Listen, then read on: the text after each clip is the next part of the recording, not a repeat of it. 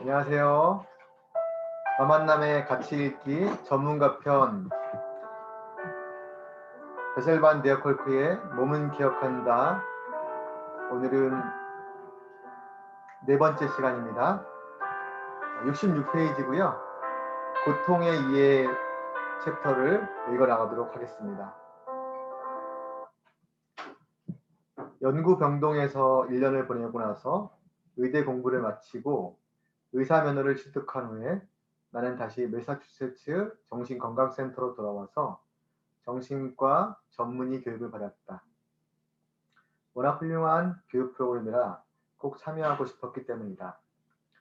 노벨 생리의학상을 수상한 에릭 캔들을 비롯한 유명한 정신의학자들이 매사추세츠 정신건강센터에서 교육을 받았다. 내가 교육받던 시기에는 병원 지하에 마련된 연구소에서 앨런 홉슨의 꿈을 만들어내는 뇌세포를 발견했고, 최초로 우울증을 화학적으로 분석하는 연구들도 한창 진행되고 있었다. 그래도 나를 비롯한 레지던트들의 관심이 집중된 대상은 환자들이었다. 우리는 매일 환자들과 6시간을 보내고 선배 정신의학자들과 함께 모여서 관찰한 내용을 공유하고 궁금한 부분을 질문하면서 가장 재치 있는 발언을 하려고 서로 경쟁하기도 했다. 우리의 훌륭한 선생님이셨던 엘빈 샘라드 교수는 내가 센터에서 보낸 첫 해 내내 정신의학 교과서를 읽지 말라고 적극적으로 뜯어 말리셨다. 이때 생긴 지적 허기 때문일까? 나중에 우리 동기들 대부분이 지독한 책벌레가 되거나 수많은 저서를 썼다. 샘라드 교수는 확실성을 가장한 정신의학 진단 때문에 우리가 현실에서 인식한 내용이 흐려지는 것을 원치 않았다. 한 번은 내가 이런 질문을 던졌다. 교수님은 이 환자를 정신분열과 분열정동형 정신병 중 어느 쪽이라고 하시겠습니까? 그러자 교수님은 잠시 아무 말 없이 턱을 어루만지더니 깊이 고민한 듯 이렇게 대답했다. 나라면 마이클 맥킨타이어라고 하겠네. 샘라드 교수는 여기서 마이클 맥킨타이어는 영국의 스탠드업 코미디언을 말한다고 합니다. 샘라드 교수는 우리에게 인간이 느끼는 고통은 대부분 사랑이나 상실과 관련이 있으며 환자가 삶의 현실을 삶에서 얻는 모든 기쁨과 가슴 아픈 감정들을 인정하고 경험하고 참고 견딜 수 있도록 도와주는 것이 의사의 역할이라고 가르쳐 주셨다. 우리를 가장 고통스럽게 하는 원천은 우리가 스스로에게 하는 거짓말이다. 교수님은 이렇게 말씀하시면서 우리가 하는 경험의 모든 측면을 정직하게 받아들여야 한다고 충고하셨다.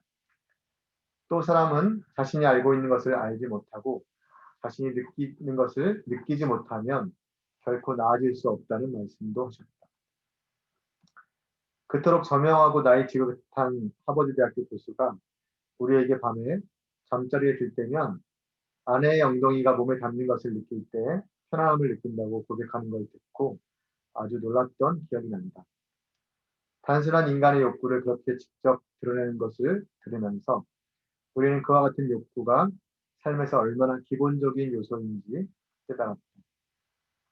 기본적인 욕구가 채워지지 않는 사람은 생각이 아주 고귀하고 세상에 널리 알려진 업적이 아무리 많다고 해도 제대로 발달하지 못한 존재로 남는 것이다. 교수님은 치유를 저구하는 건 바로 경험을 통해 얻은 지식이라고 하셨다. 즉, 자기 몸의 현재 상태를 본능적인 욕구 측면까지 모조리 인정할 수 있을 때에만 비로소 자신의 삶을 온전히 책임질 수 있다는 것이다. 네. 몸의 상태가 굉장히 중요하다는 것을 강조하고 있습니다. 그러나 정신의학 분야는 기존과 다른 방향으로 흘러갔다. 1968년 미국 정신의학지에 내가 연구 보조를 이뤘던 병동에서 진행했던 연구 결과가 실렸다. 약물 치료만 받은 조현병 환자들이 일주일에 3번씩 보스턴의 최고 의사와 대화를 나눈 환자들보다 경과가 더 우수하다는 사실이 뚜렷하게 밝혀졌다는 내용이었다. 심리적인 문제에 약물을 이용해 접근하는 방식은 점진적으로 변화를 겪었는데 이 연구는 이 변화 과정에 중대한 역할을 한 여러 이정표 중 하나가 되었다. 즉, 견딜 수 없는 감정과 타인과의 관계에서 나타나는 문제들을 무수한 용어로 표현하는 대신 각기 다른 장애로 정의하는 뇌 질환 모델이 등장한 것이다. 의학이 인간의 고통에 다가서는 방식은 늘 특정 시기에 활용할 수 있던 기술에 좌우되어 왔다. 계몽시대 이전에는 일탈 행동의 원인을 신과 죄, 마술, 마녀, 악마의 영혼에게 돌렸다. 19세기 들어서야 프랑스와 독일의 과학자들이 행동을 복잡한 세상에 적응하느라 발생한 결과로 보고 연구하기 시작했다. 행동을 복잡한 세상에 적응하느라 발생한 결과로 보고 연구하기 시작했다. 이어 분노, 성욕, 자존심, 탐욕, 욕심, 태만을 비롯해 인류가 항상 이겨내려 애써온 문제들을 장애로 보고 적절한 화학 물질을 투여하면 고칠 수 있다는 새로운 견해가 등장해 새로운 패러다임을 형성한 것이다. 많은 정신의학자가 이러한 발견에 안도감을 느끼며 다른 의과대학 동기들처럼 연구실을 만들었다. 그곳에서 동물 실험을 하고 값비싼 장비를 마련하고 복잡한 진단검사를 실시하면서 기쁜 마음으로 진짜 과학자가 되었다. 동시에 지그문트 프로이트, 카를 융 같은 철학자들이 남긴 이론은 비현실적이라 치부하며 치워버렸다. 정신의학 분야의 주요 교과서에는 지금도 이런 설명이 등장한다. 현재 정신질환의 원인은 뇌의 이상, 화학적 불균형으로 여겨진다. 나 역시 동료들처럼 양리학의 혁신적 변화를 열렬히 수용했다. 1973년에는 매사추세츠 정신건강센터에서 수석 레지던트를 맡아 보스턴에서 일하는 정신의학자 중 최초로 조울증 환자에게 리튬을 투약했다. 존 케이드 박사가 호주에서 실시한 리튬 연구를 접하고 병원 위원회의 허가를 받아 실시한 치료였다. 한 여성이 35년 동안 매년 5월마다 조증을 겪고 11월마다 자살을 시도할 정도로 우울증이 심하게 발병했는데 리튬을 투약하자 그 주기가 사라지더니 내게 치료를 받은 3년 동안 안정적인 상태가 유지됐다. 이와 함께 나는 오래된 구식정신병원에 수용되어 있던 만성 정신병 환자들 대상으로 항정신병 약인 클로자릴의 효능을 미국 최초로 시험하는 연구에도 참여했다. 일부 피험자들이 보인 반응은 기적이라고 느낄 정도였다. 일생 중 상당 기간을 자신이 만든 고립과 두려움에 갇혀 살았던 사람들이 가족과 사회 품으로 돌아갈 수 있었고 암흑과 절망의 수렁에 빠져있던 환자들이 사람과의 접촉이 주는 장점을 깨닫고 일하고 노는 것에 즐거움을 느끼며 반응하기 시작했다. 이런 놀라운 결과를 보면서 우리는 마침내 인류가 겪는 비참한 고통을 무찌를 수 있으리라 낙관했다. 이상심리학 교재에서 나오는 그 역사들을 이 저자는 다 실제로 삶에서 겪은 사람이네요. 그 과정들을 전부 다. 네, 놀랍습니다. 항정신성 약물은 미국 정신병원에 거주하며 치료받는 환자를 1955년 50만 명 이상에서 1996년 10만 명 미만으로 감소시키는 데 주된 역할을 했다. 이 치료법이 등장하기 이전에 세상을 알지 못하는 사람들은 아마도 이 엄청난 변화를 상상도 할 수 없으리라. 의과대학 1학년 시절 나는 일리노이주에 있는 켄거키 조립병원을 방문했다가 체격이 건장한 병동 보조 직원이 가구는 하나도 없이 물이 빠져나갈 배수로가 마련된 휴게실에서 오물을 뒤집어 쓴 채 발가벗은 상태로 알아들을 수 없는 말을 해대는 수십 명의 환자에게 호스로 물을 끼얹으며 씻기는 장면을 목격했다. 그날의 기억은 내 눈으로 직접 본 일로 기억되기보다 악몽의 한 장면처럼 떠오른다. 레지던트 과정이 끝난 1974년에 얻은 첫 직장은 한때 큰 명성을 얻었던 보스턴 주립병원의 말단 관리직이었는데 과거 수천 명의 환자가 온실, 정원, 실습실까지 포함해서 수십 곳으로 분산되어 치료받던 건물들이 텅 빈 채 황폐한 공간으로 변해 있었다. 내가 그 병원에 근무하는 동안 환자들은 하나 둘 지역사회로 흩어졌다. 익명의 쉼터와 요양원을 통칭하여 지역사회라고 불렀는데 환자들 대다수가 그곳에서 생을 마감했다. 처음에는 처음에는 보호라는 의미가 담긴 요양소라는 이름을 달고 문을 열었지만 아이러니하게도 그 명칭은 점차 흉흉한 의미를 내포하게 되었다. 환자의 이름과 그들이 앓고 있던 별난 문제를 감추지 않고 모두가 알고 있던 시절에는 원래 명칭에 담긴 의미대로 지역사회를 보호하는 역할을 했었다. 내가 보훈병원에 일자리를 얻어 떠나고 얼마 지나지 않은 1979년 보스턴 주립병원은 영원히 문을 닫았다. 나는 보스턴 주립병원에 근무할 때도 매사추세츠 정신건강센터의 정신양리학 연구소에서 계속 일하면서 새로운 방향의 연구에 주력했다. 1960년대에 국립보건원 과학자들은 혈액과 뇌에서 호르몬과 신경 전달 물질을 분리하고 그 양을 측정하는 기술을 개발하기 시작했다. 신경 전달 물질이란 뉴런에서 뉴런으로 정보를 전달하는 화학적인 메신저로 우리가 세상과 효과적으로 관계를 맺도록 해준다. 과학자들이 노르에피네프린 수치가 비정상이면 우울증과 관련이 있고 도파민 수치가 비정상이면 조현병과 관련이 있다는 근거를 찾은 덕분에 이제 뇌에 발생한 특정한 문제를 구체적인 표적으로 삼아 치료하는 약물이 개발될 수 있다는 희망이 생겼다. 그 희망이 아직 완전히 실현된 것은 아니지만 약물이 정신적 증상에 주는 영향을 파악하기 위해 진행된 다양한 연구들은 정신의학 분야의 또 한 가지 중대한 변화를 가져왔다. 연구자들이 찾은 결과를 서로 정확하고 체계적으로 공유할 수 있어야 한다는 필요성이 제기되면서 연구 진단 기준이라는 개념이 개발된 것이다.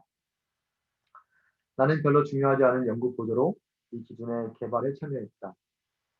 이 연구 진단 기준이 토대가 되어 정신의학적 질병에 관한 최초의 체계적 진단 시스템이자 흔히 정신의학의 바이블이라 불리는 미국 정신의학회의 정신질환 진단 및 통계편람이 탄생했다. 획기적 사건으로 기록된 1980년에 DSM 제3판 서문에는 아직 이 진단 체계가 부정확하다는 사실을 그대로 인정한 겸손한 설명이 나와 있다. 범죄 수사나 보험금 지급 기준 목적으로 사용해서는 절대 안 된다는 내용도 담겨 있다. 곧 알게 되겠지만 애석하게도 이 겸손함은 오래 가지 않았다. 71페이지 피할 수 없는 충격이라는 챕터입니다. 정신적인 외상을 발생시키는 스트레스에 관한 의문이 머릿속에서 떠나지 않던 중 당시 새로운 분야를 여겨지던 신경과학이라면 내 의문을 어느 정도 해소해 주리라는 생각이 들었다. 그래서 나는 미국 신경정신양리학회 회의에 참석하기 시작했다. 1984년 당시 미국 신경정신양리학회에서는 약물 개발에 관한 인상적인 강연을 여러 번 했는데 그 중에서 내가 가장 깊이 감명받은 강연은 보스턴으로 돌아갈 비행기 시간이 불과 몇 시간 남지 않았을 때 들었던 콜로라도 대학교의 스티븐 마이어의 강연이었다. 펜실베니아 대학교의 마틴 셀리그먼과 공동 연구를 진행 중이던 마이어 박사의 그날 발표 주제는 동물에게 나타나는 무기력감이었다. 그와 셀리그먼 박사는 우리에 갇혀있는 개들에게 고통스러운 전기 충격을 반복해서 가하고 그 환경을 피할 수 없는 충격으로 명명했다. 개를 사랑하는 나로서는 그런 연구를 절대로 직접 할 수 없겠다고 생각했지만 이 잔혹한 환경이 개들에게 어떤 영향을 주었을지 호기심이 생겼다. 우리에 갇힌 상태에서 몇 차례 전기 충격을 가한 후 연구진은 우리 문을 열고 다시 충격을 가했다. 앞서 전기 충격을 당한 적 없는 대부분 개들은 충격이 가해지자마자 얼른 달아났지만 피할 수 없는 충격을 당했던 개들은 문이 활짝 열려 있는데도 달아날 시도조차 하지 않았다. 그냥 자리에 그대로 누워서 낑낑대고 배변을 했다. 단순히 도망갈 기회가 주어진다고 해서 트라우마에 사로잡힌 동물이나 사람이 자유를 찾아가지는 않는다. 마이어와 셀리그먼 연구진의 실험 개들처럼 트라우마에 시달리는 사람들 역시 기회가 주어져도 그냥 포기해버리는 경우가 많다. 위험이 따를지도 모르는 새로운 방법을 택하는 대신에 익숙한 두려움에 갇혀 있으려고 하는 것이다. 나는 마이어 박사의 발표 내용에 완전히 심취했다.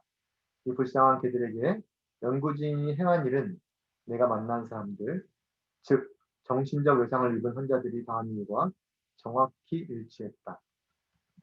그 환자들 역시 누군가 혹은 무언가가 행한 끔찍한 위해에 노출되었고 그 위해는 피할 수 없었다. 나는 재빨리 기억을 더듬어 그동안 치료했던 환자들을 떠올려 보았다. 그들은 거의 대부분 갇히거나 이동이 제한되는 상황에 처해서 그 불가피한 일을 피할 방법을 시도할 수 없었다. 싸움 도주 반응을 보였더라도 전부 좌절되어 극도의 불안과 붕괴를 느낀 사람들이었다. 또한 마이어와 셀리건 연구진은 정신적 외상을 입은 개들은 스트레스 호르몬이 정상적인 개들보다 훨씬 더 많이 분비되어야 된다는 사실을 밝혔다. 이는 당시 막 밝혀지기 시작한 트라우마성 스트레스의 생물학적 원인을 뒷받침한 결과였다. 이일 대학교의 스티브 사우스워크와 존 크리스털, 예루살렘 하다사 의과대학의 아리에 샬레브, 미국 국립정신건강연구소의 프랭크 퍼트넘, 하버드대학교의 로저 피트먼 등 여러 젊은 과학자가 정신적 외상을 입은 사람들은 실질적인 위험은 사라지고 오랜 시간이 흐른 뒤에도 계속 다량의 스트레스 호르몬을 분비한다는 사실을 발견했으며 뉴욕 마운트 시나이 대학교의 레이철 예우다는 외상 후 스트레스 장애 환자에게서 스트레스 호르몬인 코르티솔 수치가 낮게 확인됐다는 상반된 결과로 그러한 흐름의 정면으로 왔었다. 코르티솔이 몸에 이제 안전하니 안심해도 된다는 신호를 보내는 역할을 맡아 신체의 스트레스 반응을 조절시킨다는 사실이 밝혀진 후에야 예우다 박사가 밝힌 이 결과로 비로소 이해할 수 있었다.